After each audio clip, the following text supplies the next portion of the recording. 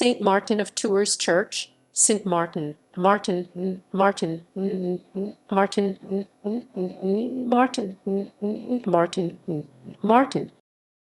The St. Martin of Tours Church, Dutch, Sint Martinus van Tours Kerk, is a religious building is located at 51 Voorstraat in the city of Philipsburg, St. Martin on the Dutch side of the Caribbean island of St. Martin in the Lesser Antilles east of the Caribbean Sea or Sea The Antilles.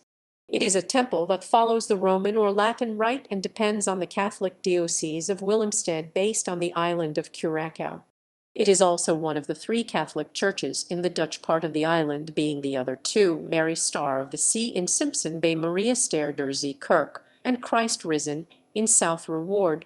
Most masses and religious services at the temple are conducted in English with a single mass in Spanish the Sundays. The present church on Front Street has its origins in 1844 when the first stone of the temple was laid. In 1933, he raised the need for expansion, and this was carried out and completed on May 30, 1952.